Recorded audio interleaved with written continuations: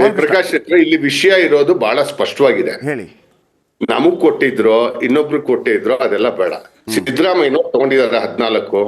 ಅದು ಎನ್ಕ್ವೈರಿ ಆಗ್ಲಿ, ಅದು CBI ಎನ್ಕ್ವೈರಿ ಆಗ್ಲಿ. ಸ್ವಲ್ಪ ಕೇಳೋ ವ್ಯವಧಾನ ಕಲ್ಸ್ಕೊಳ್ರಿ. ಸದನದಲ್ಲೂ ಇನ್ಕೆ ಮಾಡ್ತೀರಾ, ನೀವು ಮಾಹಿತಿ ಸರಿಯಾಗಿ ಕೊಡಿ. ನಾನ್ ನಿಮ್ಮನ್ನ ಇಂಟರಪ್ಟ್ ಮಾಡೋದಿಲ್ಲ. ಮಾಹಿತಿ ಸರಿಯಾಗಿ ಕೊಡಿ.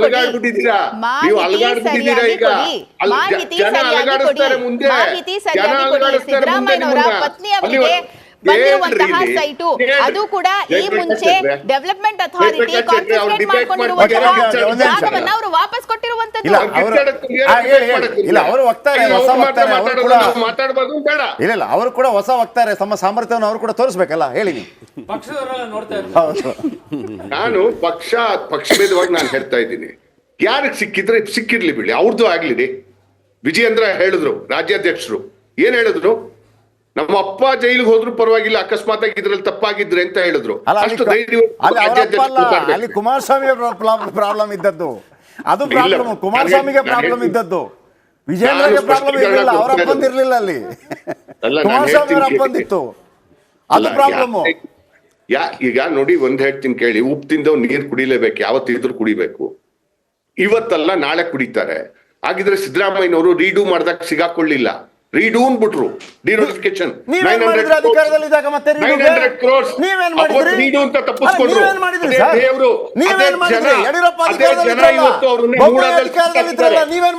ಸಿಕ್ಕಾಕಿದ್ದಾರೆ. ಅವ್ರು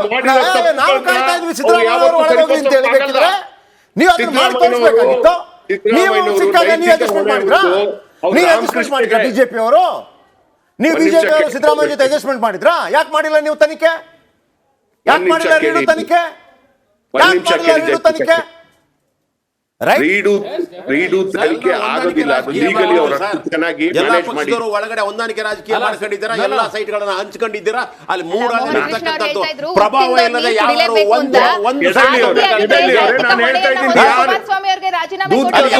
ಪ್ರಭಾವವನ್ನ ಬಳಸಿ ಸೈಟ್ಗಳನ್ನು ನೀವು ಹಂಚಿಕೆ ಮಾಡ್ಕೊಂಡಿದ್ದೀರಾ.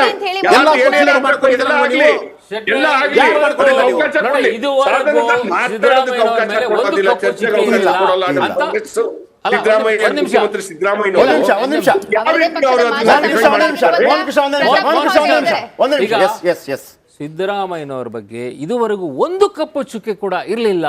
ಈ ಸರ್ತಿ ಬಂದ್ಬಿಟ್ಟಿದೆ. ಆದರೆ ಇವರಿಗೆ ಗೊತ್ತು, ಅವರು 19ರವರೆಗೆ ಚೀಫ್ ಮಿನಿಸ್ಟರ್ ಆಗಿದ್ದಾಗ ದೊಡ್ಡ ಅರ್ಕಾವತಿ ಸ್ಕ್ಯಾಮ್, ಅದಕ್ಕಿಂತ ದೊಡ್ಡದು ಬೇಕಾ? 600 ಎಕರೆ ಲೋಕಾಯುಕ್ತ ಮುಂದೆ ಹೋಗಿದ್ದನ್ನು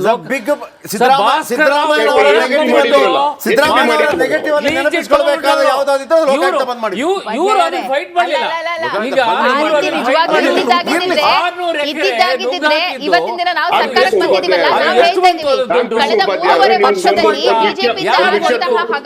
ಇನ್ನೂ ಗೊತ್ತಿಲ್ಲ.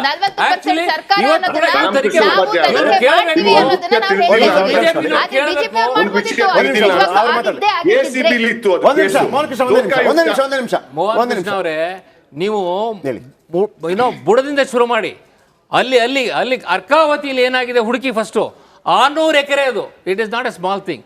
ಡಿನೋಟಿಫಿಕೇಶನ್ ಆಗಿದ್ದಂಥದ್ದು. ನಿಮ್ದು ಬರೀ ನಿಮ್ಮ ಯಡಿಯೂರಪ್ಪನವರು ಎಷ್ಟು 1.5 ಎಕರೆ 5 ಎಕರೆ ಮಾಡಿದ್ದಕ್ಕೆ ಪಾಪ ಜೈಲಿಗೆ ಹೋಗಿ ಬಂದ್ರು. ಇವ್ರು 600 ಎಕರೆ ಮಾಡಿದ್ರು ಸ್ವಾಮಿ. ಅವಾಗ ನೀವಿನ್ನೂ ಯಾಕೆ ಅದನ್ನ ಮಾಡಿಲ್ಲ? ತನಿಖೆ ಮಾಡಿಸ್ಬೇಕಾಗಿತ್ತು. ನೀವು ಅಧಿಕಾರದಲ್ಲಿ ಮಾಡಿಸ್ಬೇಕಾಗಿತ್ತು. ಯಾಕೆ ಮಾಡಿಸಿಲ್ಲ ನೀವು ಯಾಕೆ ಮಾಡಿಸ್ಲಿಲ್ಲ ಹೇಳಿ? ತನಿಖೆ ಯಾಕೆ ಮಾಡಿಸ್ಲಿಲ್ಲ ಅವಾಗ? ಹೇಳ್ತೀನಿ ಕೇಳಿ ಪ್ಲೀಸ್. ಸಿದ್ದರಾಮಯ್ಯನವರು ಎಷ್ಟು ವ್ಯವಸ್ಥಿತವಾಗಿ ಮಾಡಿದ್ರು ಅಂತ ಹೇಳಿದ್ರೆ, ಲೋಕಾಯುಕ್ತಕ್ಕೆ ಅದರಲ್ಲಿ ಇದ್ದಂತ ಪವರ್ಸ್ ನ ಕಿತ್ಕೊಂಡು ACB ಅಂತ ಮಾಡಿದ್ರು.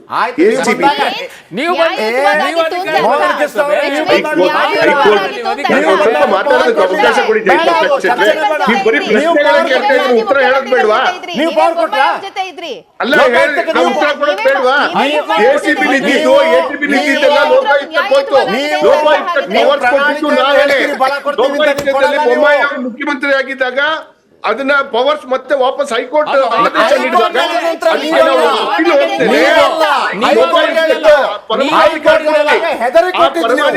ಹೆದರಿ ಕೊಟ್ಟಿದ್ದು, ಈಗಲೇ ಹೇಳ್ತೀನಿ, ಹೆದರಿ ಕೊಟ್ಟಿದ್ದು. ಈಗಲೂ ಹೇಳ್ತೀವಿ, ಸಿದ್ದರಾಮಯ್ಯ ಕಾಲಾವಧಿಯಲ್ಲಿರುವಂತ ಯಾರಾದ್ರೂ ನನ್ನ ಹತ್ರ ಕಪ್ಪು ಚುಕ್ಕೆ ಯಾವುದು ಅಂತಂದ್ರೆ ಅದು ಲೋಕಾಯುಕ್ತದ ಹಲ್ಲು ಕಿತ್ತಿದ್ದು. ಅದನ್ನ ಖಂಡಿತವಾಗ್ಲೂ ಹೇಳ್ಬೋದು, ಅದ್ರಲ್ಲಿ ಎರಡು ಮಾತಿಲ್ಲ. ಮತ್ತೆ Yes, 600 ಎಕರೆ ರೀಡು ಮಾಡಿಸಿದ್ದು ಎರಡಲ್ಲಿ. ಅದು ಅಷ್ಟೇ ದೊಡ್ಡ ಹಗರಣ.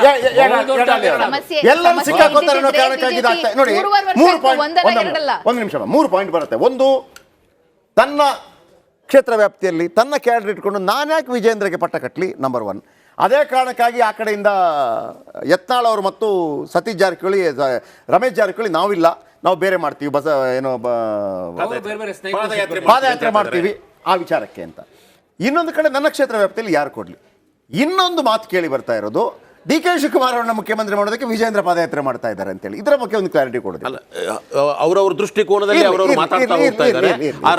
ಇಷ್ಟೇ ಸ್ಪಷ್ಟ ಹೇಳ್ತಾ ಇದ್ದೀನಿ, ಕುಮಾರಸ್ವಾಮಿ ಅವರಿಗೆ ಮೊದಲನೇದಾಗಿ ಅಸ್ತಿತ್ವದ ಆತಂಕ ಇದೆ. ಯಾಕೆ ಅಂತಂದ್ರೆ ಈ ಬಿಜೆಪಿಯ ಹಿನ್ನೆಲೆ ಅವರಿಗೆ ಪಕ್ಕಾ ಗೊತ್ತಿದೆ. ಅವರು ಎಲ್ಲೆಲ್ಲಿ ಯಾರ್ಯಾರ ಜೊತೆ ಮೈತ್ರಿ ಮಾಡಿಕೊಂಡಿದ್ದಾರೋ ಆ ಎಲ್ಲವನ್ನು ಸಹಿತ ಒಂದು ಹೊಡೆದಿದ್ದಾರೆ, ಇಲ್ಲ ನುಂಗಾಕಿದ್ದಾರೆ. ಮಹಾರಾಷ್ಟ್ರ ಅದಕ್ಕೊಂದು ದೊಡ್ಡದಾದ ಉದಾಹರಣೆ. ಸೊ ಆದ್ದರಿಂದ ಇವಾಗ ಬೆಂಗಳೂರಿನಿಂದ ಮೈಸೂರುವರೆಗೂ ಏನಿದೆಲ್ಲ ಇದು ಜೆಡಿಎಸ್ ಪ್ರಾಬಲ್ಯ ಇರತಕ್ಕಂತ ಒಂದು ಕ್ಷೇತ್ರಗಳಿದಾವೆ. ಅಲ್ಲಿ ಬಿಜೆಪಿ ಇರಲಿಲ್ಲ. ಇವತ್ತು ಸಹಿತ ಕಾಂಗ್ರೆಸ್ ಮತ್ತು ಜೆಡಿಎಸ್ಗೆ ಮೊದಲಿಂದಲೂ ಸಹಿತ ಫೈಟ್ ನಡೀತಾ ಇರೋದು. ಇವಾಗ ಅಲ್ಲಿ ಬಿಜೆಪಿ ತಳ ಊರ್ಲಿಕ್ಕೆ ಪ್ರಯತ್ನ ಮಾಡ್ತಾ ಇದೆ. ಅದಕ್ಕೆ ಆಕಸ್ಮಿಕವಾಗಿ ಬಿಜೆಪಿಯ ಲೀಡರ್ಶಿಪ್ ನಲ್ಲಿ ಈ ಪಾದಯಾತ್ರೆ ನಡೆದಿದ್ದೇ ಆದ್ರೆ ಅಲ್ಲಿ ಅದರ ಪ್ರಭಾವ ಹೆಚ್ಚಾಗುತ್ತೆ, ನಮ್ದು ಕಡಿಮೆ ಆಗುತ್ತೆ. ಇದು ಮೊದಲನೇದ್ದು. ಎರಡನೇದಾಗಿ ಅವರಿಗೆ ಕೈಗಾರಿಕೆ ಮಂತ್ರಿ ಆಗೋದಕ್ಕೆ ಇಷ್ಟ ಇರಲಿಲ್ಲ. ಅವರು ಚುನಾವಣೆಯಲ್ಲಿ ಭರವಸೆ ಎಲ್ಲರೂ ಜನರಿಗೆ ಕೊಟ್ಟಿದ್ದೇನೆಂದ್ರೆ ನಾನು ಕೃಷಿ ಮಂತ್ರಿ ಆಗ್ತೀನಿ, ನಿಮ್ಗೆಲ್ಲರಿಗೂ ಅನುಕೂಲ ಮಾಡಿಕೊಡ್ತೀನಿ ಅಂತ ಹೇಳ್ತಾನೆ ಬಂದಿದ್ರು.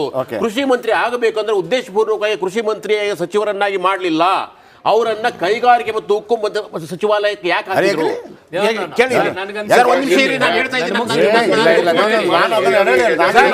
ಇಲೆಕ್ಷನ್ ಅಲ್ಲಿ ಕೃಷಿ ಮಂತ್ರಿ ಆಗ್ತೀನಿ, ನಿಮ್ಮೆಲ್ಲರ ಹಿತಾಸಕ್ತಿಯನ್ನು ಕಾಪಾಡ್ತೀನಿ ಅಂತ ಹೇಳಿದ್ರು.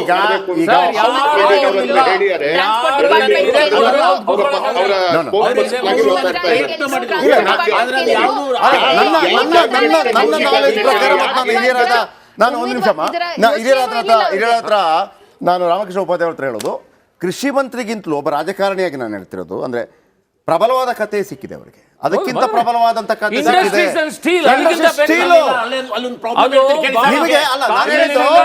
ಕೃಷಿ ಮಂತ್ರಿ ಆದ್ರೆ ಒಳ್ಳೇದು, ಕೃಷಿ ಮಂತ್ರಿ ಆದ್ರೆ ಇರುವಂತ ತಲೆನೋವು ಇದೆಯಲ್ಲ ಸರ್, ಕೃಷಿ ಮಂತ್ರಿ ಆದ್ರೆ ಇರುವಂತ ತಲೆನೋವು ಇದೆಯಲ್ಲ. ಇವಾಗ ಅದಕ್ಕಿಂತ ದೊಡ್ಡ ತಲೆನೋವಿದೆ. ಇವಾಗ ಮಂಡ್ಯದಲ್ಲಿ ಶ್ರೀರಂಗಪಟ್ಟಣ ಹತ್ರ ಅಲ್ಲಿ ಲಿಥಿಯಂ ನಿಕ್ಷೇಪ ಇದೆ. ಇವಾಗ ಅದಕ್ಕೆ ಅದಾನಿಯವರು ಆ ನಿಕ್ಷೇಪವನ್ನು ಹೊರಗಡೆ ತೆಗಿಬೇಕಾಗಿದೆ. ಅದಕ್ಕೋಸ್ಕರ ಅಲ್ಲಿರ್ತಕ್ಕಂಥ 600 ಎಕರೆ ಜಮೀನನ್ನು ವಶಪಡಿಸ್ಕೋಬೇಕಾಗಿದೆ. ಅಲ್ಲಿರ್ತಕ್ಕಂಥ ರೈತರ ಬದುಕು ಬೂರಾಬಟ್ಟಿ ಆಗುತ್ತೆ. ಅದನ್ನ ಬೇರೆಯವರು ಹೇಳಿದ್ರೆ ಆಗೋದಿಲ್ಲ. ಕುಮಾರಸ್ವಾಮಿ ಅವರನ್ನ ಸಚಿವರನ್ನಾಗಿ ಮಾಡುವುದು ಅವರ ಕೇಂದ್ರ ಸರ್ಕಾರದ ರೈತ ವಿರೋಧಿ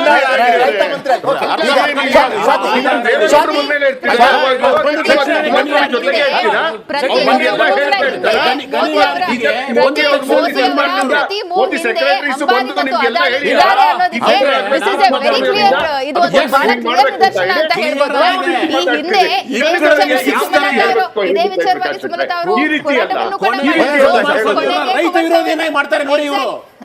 ಕುಮಾರಸ್ವಾಮಿ ಅಸ್ತಿತ್ವವನ್ನು ಹಾಳು ಮಾಡ್ತಾರೆ. ಅದು ಗೊತ್ತಿದೆ ಕುಮಾರಸ್ವಾಮಿ. ಈಗ ಸ್ವಾತಿ